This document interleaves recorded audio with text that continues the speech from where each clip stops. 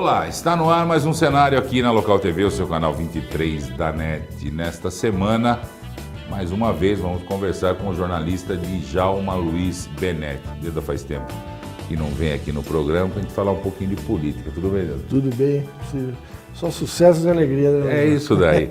Aliás, o Deda estourando no sucesso em Sorocaba com o programa O Deda Questão, o blog Deda Questão, só criando polêmica.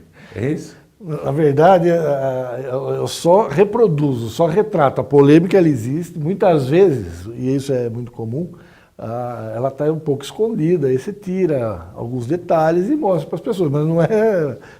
Ela está aí, é da sociedade, né? Esses seus instrumentos, tanto a sua coluna na rádio quanto o blog, até porque acompanho e gosto, acaba servindo para tirar algumas pessoas da zona de conforto. Quando você tira o sujeito da zona de conforto, ele entende como uma agressão, como uma coisa. É assim que você sente? Isso sempre é uma relação meio padrão que está estabelecida, só que determinados comportamentos, né, eles fogem desse padrão. E aí o compromisso é isso. Eu costumo dizer o seguinte, que o compromisso do jornalista, mas o meu particular, é apontar o contraditório. Sim. E aí esse contraditório é do comportamento na vida pública, né? Não é uma questão pessoal ou pontual contra as pessoas, mas é o contraditório no papel desse personagem, nesse momento e no contexto envolvendo a vida pública dele, relacionada àquilo que são dos interesses da sociedade, né? Uhum. Então esse trabalho ele é assim, novo, né? E tem encontrado ressonância na sociedade. Isso tem me deixado bastante contente. Eu acho que assim eu contribuo, né, para a questão da cidadania. Uma coisa, Carlão, que eu insisto, né, é o seguinte: me choca muito, me ofende até de algum modo, quando as pessoas elas reclamam dos políticos como se fossem uns ETs que apareceram do nada. Brotaram em Brasília, brotaram nas assembleias. Você entendeu? Quer dizer, as pessoas têm que ter a visão e esse compromisso de que são elas que colocam os políticos lá. Claro. Né? Então, essa a minha busca. Né? E até falando disso, agora recentemente, no mês de agosto, finalzinho do mês de agosto, teve a votação. Uma das coisas, eu acompanho política há muitos anos, desde 82 fazendo isso, a gente aprendeu um pouquinho, mas não sabemos nada, né? Estamos aprendendo todo dia. O deputado foi condenado, foi preso e a Câmara Federal tinha a prerrogativa de julgar se caçava ou não. Aí num dia de votação, às 4 da manhã, vai lá e caçar não. Criou o primeiro deputado preso na história nunca antes na história desse país, aconteceu uma coisa dessas. Aí o Supremo foi lá, liminar para suspender a sessão, vai julgar, vai correr. A gente acha que já viu tudo, mas a gente não viu nada, não é possível. Eu acho assim, 2 pontos. Primeiro, acho fundamental que a Câmara ela tem essa prerrogativa de caçar ou não. Isso não é questão de estar concordando ou não com o comportamento dele, mas que eles têm essa prerrogativa. Esse é o ponto 1. O ponto 2, a forma como eles fizeram foi tão escabrosa, para dizer o mínimo, que forçou, né, a vergonha foi tão grande, as atuações nas redes sociais e tal, forçou que um projeto que é de 2001, né, com emendas de 2006, ele fosse novamente votado e aí, enfim, aprovado, que é o quê? Decisões como essas não são mais em sessões secretas. Precisou acontecer um caso absurdo desse, mas enfim, não são mais em sessões secretas. São 2 avanços. E o terceiro ponto que me chocou muito, né, é perceber que a decisão que envolveu a absolvição e aí a manutenção do mandato do Donadon foi um claro apelo aos parlamentares evangélicos, numa teatralização assim que me assustou. E aí os evangélicos que não tiveram coragem de dar o voto, o que fizeram? Uma manobra, na hora da votação, se ausentaram. Sim. Então aí você teve o número suficiente de parlamentares para que a votação fosse estabelecida, mas na hora de dar o voto, 50 deles saíram, 100 e tantos deles mantiveram o mandato do Donadon, e aí faltaram 23 para caçar, e cria isso que você classifica de aberração, da qual eu concordo. Agora, o que eu chamo a atenção e me choca muito é o seguinte: você sai do plano real, né, da legislação, do que diz o judiciário brasileiro, e cai no plano da individualidade, de um pedido de perdão, que ele se ajoelha, clama para os seus colegas, que ele não tem como viver, que ele é pobre, como que a família dele vai viver com ele preso sem poder trabalhar. Espera um pouco, né? Espera um pouco. Então, é muito complicado. Mas muita gente, logo depois da votação, defende até esse momento a seguinte tese. O Donadon foi usado como um boi de piranha para justificar lá na frente uma eventual não cassação dos deputados envolvidos no mensalão. Zé Genuíno, João Paulo, esses deputados que estão condenados e terão que passar pelo mesmo processo. Por que as pessoas falaram isso? A maior evasão de bancadas no momento da votação do Donadon foi do PT e do PMDB, as maiores bancadas do Congresso. Então os caras falaram, os caras estão armando. E aí o que se percebe é o seguinte: foi um tiro pela culatra. Tenho a sensação que hoje que a gente grava, ainda não tem uma decisão, mas na hora que esse programa estiver no ar, eu tenho a impressão que pelo menos um dos deputados do mensalão já vai estar na cadeia. Eu tenho essa clara convicção. Né? Porque não colou, quer dizer, ia ser. Porque aí é uma questão envolvendo um parlamentar, que é o Donadon de Roraima, onde os detalhes a gente não sabe, aqui no Sudeste, por exemplo, a gente não sabe, você escuta aqui da imprensa. Mas o caso do mensalão, quer dizer, esse é um caso nacional, não tem um mundo exato. Então, se você muda no tapetão uma decisão dessa, aí a credibilidade do Congresso ia por água abaixo. Né? Então... Nós estamos conversando com o Djalma Luiz Benetti, o D da questão. Vamos para um breve intervalo e voltamos já com o nosso cenário dessa semana. Na hora de comprar um carro, tem gente que escolhe pela tecnologia, tem pessoas que decidem pela potência, tem aqueles que não dispensam beleza e design, outros escolhem desempenho e segurança. A Abrão Resi Hyundai reuniu tudo isso em 2 lojas em Sorocaba, uma com toda a linha Hyundai importados e outra com a linha HMB Hyundai fabricada aqui no Brasil. Tudo com 5 anos de garantia e toda a tradição e confiança do Grupo Abrão Resi. Abrão Resi Hyundai nacionais e importados. Venha escolher o seu. Estamos de volta com o cenário dessa semana, conversando com o jornalista Djalma Luiz Benetti, o D. A gente estava falando de votação no Congresso, essas coisas todas. O nosso companheiro de profissão, o jornalista Alexandre Garcia, que eu acho um dos caras mais reacionários desse país, realmente é. Mas eu estava ouvindo um comentário na coluna do Alexandre Garcia e ele falou o seguinte: parece que os caras não ouviram, parece que junho ficou um negócio tão distante que eles não lembram o que aconteceu em junho e estão deixa a coisa rolar. E este momento, esse inferno astral, ele está continuando. A Dilma, por uma maneira, por uma coisa ou outra, aparece. O governo do PSDB de São Paulo, depois que todo mundo já sabia, a imprensa já tinha noticiado, já tinha levantado, CPI já tinha sido pedido, ninguém queria mexer com isso. Teve o negócio da Cimes, do metrô, toda aquela coisa. O Geraldo, para se explicar, foi terrível e parece que está tudo bem. A verdade é o seguinte: eu tenho uma visão de que no âmbito federal, principalmente, a aprovação do presidente, dos candidatos a presidente, ela é proporcional diretamente à questão econômica.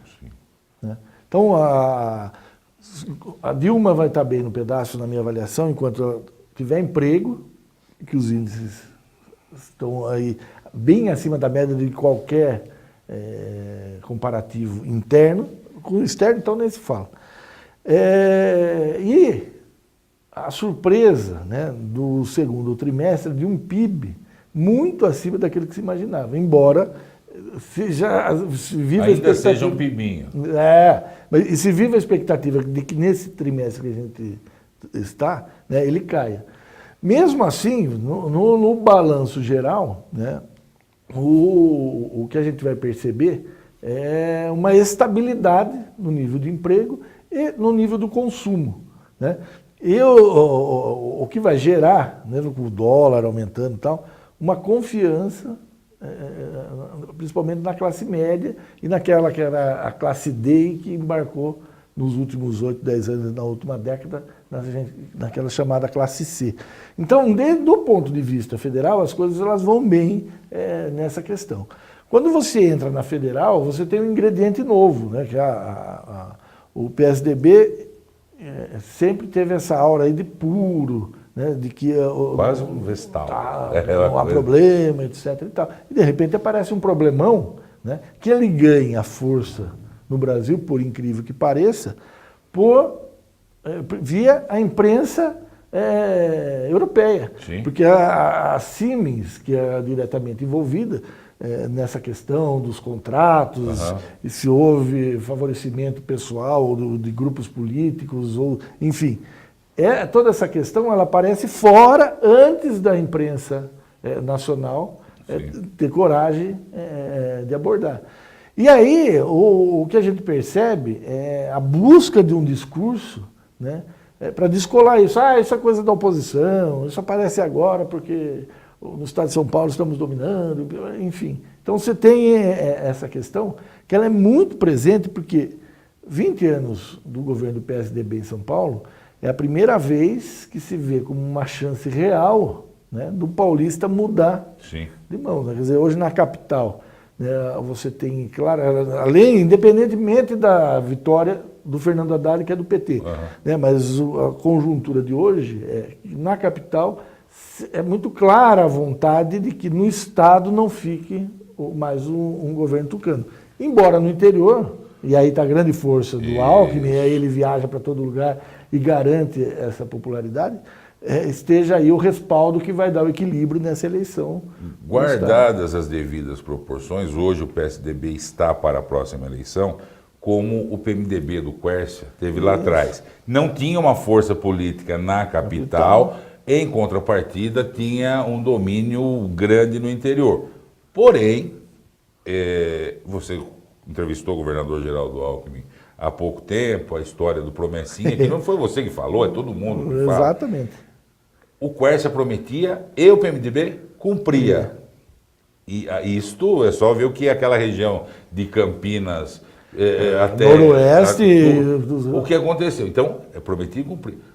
Com o governo do governador Geraldo Alckmin, a gente nem sempre o que está... o ambulatório médico de especialidade, que agora no começo do mês o governo do estado falou que não é problema dele. Foi incompetência da administração municipal do governo passado que não fez a adaptação do prédio. Então a gente já também não sabe bem, mas tem coisa que foi prometida e não aconteceu. Então, esse é o ponto, quer dizer, situações... pontualmente, obras, aparelhos, rodovias, enfim, benefícios prometidos que não aparecem. O que cria percepção. E aí para o cidadão comum e vem essa questão aí do Promessinha. Toda vez que vem para cá, promete a mesma coisa. Quer dizer, isso é problema de assessoria, não é do governador em si. Quer dizer, mas aí que ele... A tal da SP 264... Então, há 3 anos tomou a decisão, aí levou um mês para ir. Tudo bem, então há 3 anos você faz um compromisso agora. Lembra que eu falei há 3 anos? Agora vai dar para fazer. Então essa questão, ela cria um desconforto bastante acentuado. Agora, na questão da AME, em particular, eu vi... né, no estúdio da Rádio Ipanema, na entrevista com o Panuns, a indignação dele em relação a essa questão.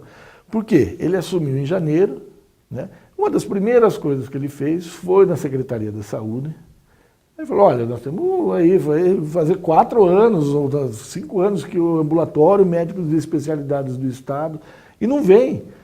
Aí vai lá, leva para o secretário, que era o anterior, o Guido Serri, aí o Guido Serri, não, vai sair. Aí vai lá, ele falou, mas agora falta o duto do ar-condicionado. Depois, falou, viu, mas eu já vim aqui, porque você não me falou todo mundo. Então houve uma indignação, isso eu achei bacana. E essa indignação foi levada ao governador. Falou, viu, você está de brincadeira. E aí, esse ponto, em particular de Sorocaba, somado a outros pontos que devem ter acontecido no Estado, foi o que precipitou a queda dele, da Secretaria da Saúde. Tenho quase certeza disso, porque não há outra razão para se trocar do ponto de vista prático. Agora, né, porque você estava toda a justificativa que ele vai enfrentar o Alexandre Padilha, que é o ministro da Saúde, da questão dos mais médicos, aí o Davi Uípe, um político, tem um discurso político mais preparado. Tudo bem, mas pontualmente essas questões práticas, obviamente que comprometem um governo, né, e aí geram essas questões. Né? Aí o governador, na entrevista, se surpreende, fica bravo, como assim? Né? O respeito é bom, eu gosto. Eu falei, é verdade, nós também gostamos. Então, essa questão é complicada. O governador, ele tem que entender que quando ele vem para uma cidade como Sorocaba, ele vem para um lugar onde a massa crítica está mais acentuada. E esse ponto a gente tem batido, você, eu no meu programa, quer dizer, outros companheiros, né, outros jornalistas, têm buscado isso. Isso eu acho importante, que a sociedade tenha essa visão crítica em relação a quem se sujeita a seus representantes nos poderes que estão estabelecidos. Nós estamos conversando com o Deda essa semana, aqui no nosso cenário. Vamos para o intervalo e voltamos no último bloco falando de Sorocaba. Borracha, rodas e pneus. Desde 1993, a mesma paixão por automóveis. No Borracha você encontra as principais marcas do mercado. Venda e reforma de rodas esportivas e completo centro automotivo, com serviços de rodas, pneus, suspensões e escapamentos. Seu carro merece toda a qualidade do Borracha. Conheça mais em borracharodas.com.br ou visite a loja na Afonso Vergueiro, 2203.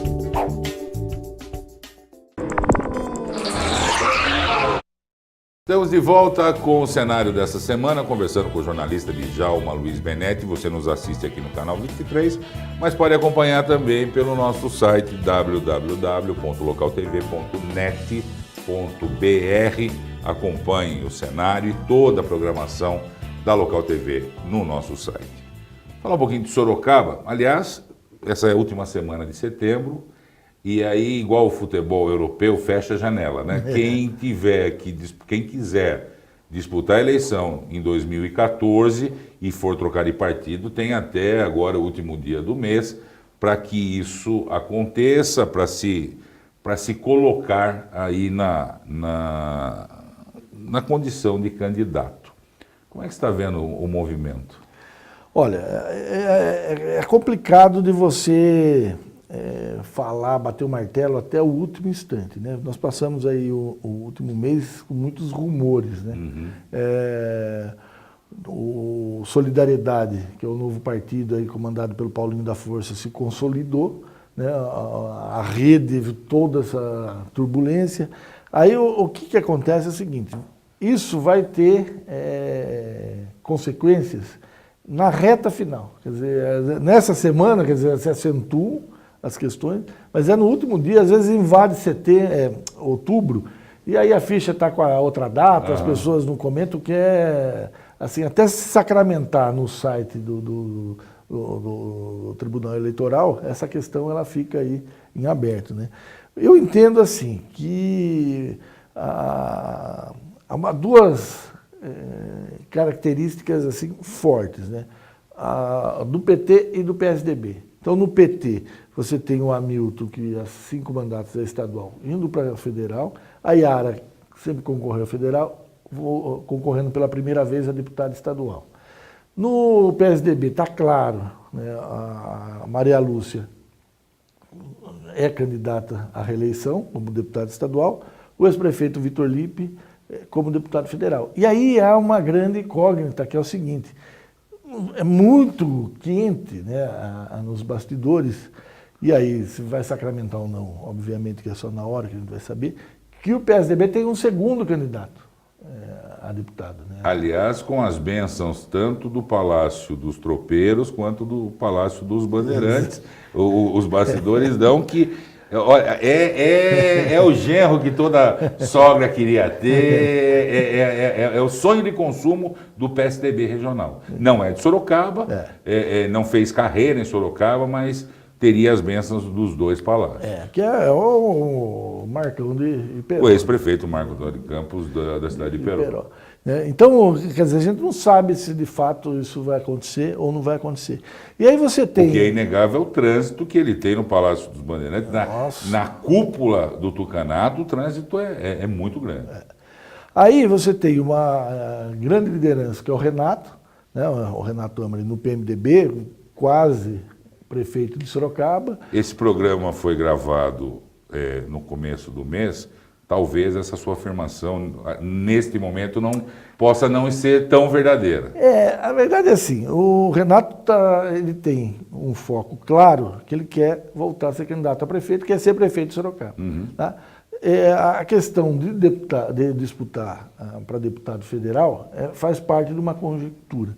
Quer dizer, no começo do mês, se falou muito de que ele iria por solidariedade, toda a relação que ele tem com o Paulinho da Força, o partido se sacramentando, a boa relação que ele tem com o Campos Machado do PTB, com o Arnaldo Jardim do PPS, né?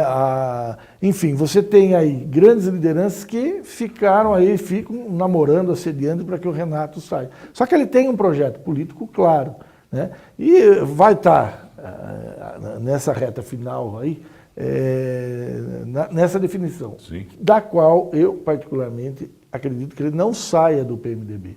Né? Ele, se pudesse, não teria saído do PSDB, né? Mas nas circunstâncias saiu, entrou no PMDB, não acredito que... Não tem DNA, né? Não tem o DNA de PMDBista. E mesmo a chapa do PMDB, a chapa da eleição passada já foi uma chapa fraquíssima, tanto que elegeu apenas um deputado, o deputado Edinho Araújo, lá da região São José do Rio Preto. Hoje tem também o deputado Chalita, mas que se elegeu no PSB. Então... a grande questão do PMDB primeiro que depois de muito tempo vão ter um candidato a governador. Né? Inicialmente seria o Chalita, e aí o Paulo Scaff, por outras razões, ganha essa disputa. As pesquisas todas indicam entre 15% e 20% para o Paulo Scaff. Se ele chega no fim da eleição com isso, mesmo que não vá para o segundo turno... A chance de eleger uma chapa é maior. Se você, na conta, você faz aí até 10 deputados. Né? Então é diferente das eleições passadas, das eleições passadas.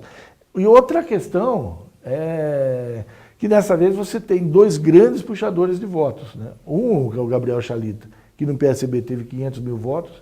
Então, se ele que cai aí na média, ele vai ter mais de 300 mil votos.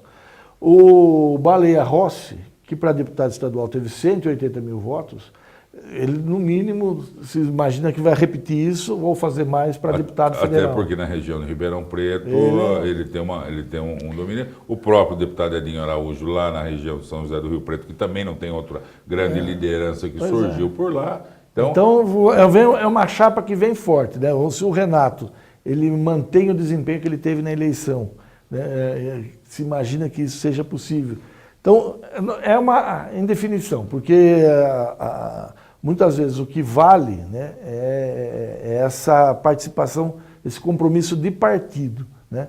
E você, embora tenha um projeto político, via partido você faz um atalho para ter essa consequência, esse objetivo alcançado. Né? O que eu acho interessante, né, e aí é uma questão que há anos eu tenho batido, eu sei que você bate na mesma tecla também, é que o eleitor tem a percepção de que você votar nos candidatos que têm domicílio na cidade, principalmente, né, isso aumenta o grau de responsabilidade dele e do comportamento dele no Congresso.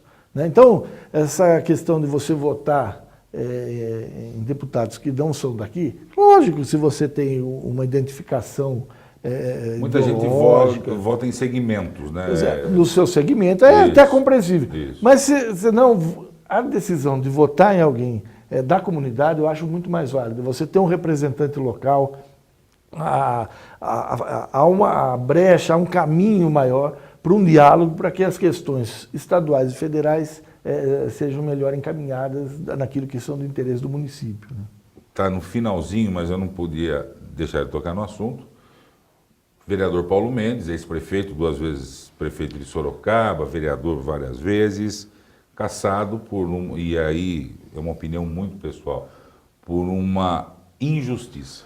Olha, a minha convicção é a seguinte: justiça tardia é injustiça. Então, a questão é impressionante o seguinte: o erro, né, e do ponto de vista da lei, cometido na administração do Paulo Mendes, que foi uma revista de papel, tal, em 1996, quando ele nem era mais candidato, né, ele já era o último ano, ele não ia ser candidato outra vez, se entendeu que ele usou dinheiro público para beneficiar a imagem dele enquanto político. Tá bom, tá lá o crime então.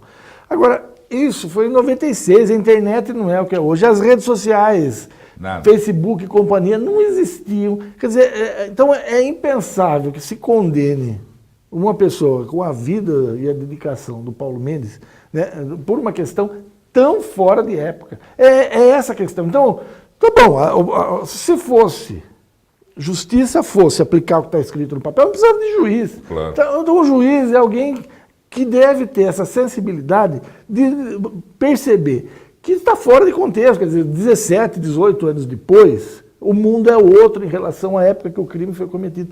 Então, o Paulo Mendes, assim, independentemente de toda a ideologia dele, de todo o comportamento. Independente de qualquer coisa. É de uma... Na pior das hipóteses, exemplo, quanto custou essa revista? Pois era atualiza multa, dinheiro de hoje, dá uma multa e pois é, toca mas a vida. Foi demais. Perdeu o mandato e aí suspende os direitos políticos pela legislação de então. Então são 3 anos. Só que depois você tem uma questão do ficha limpa. Então ele vai ser enquadrado, quer dizer, ou vai ficar 8 no mínimo, tem gente que acha que soma esses 8 do ficha limpa com os outros 3 é 11. Quer dizer, é um absurdo. É um absurdo, né? Diante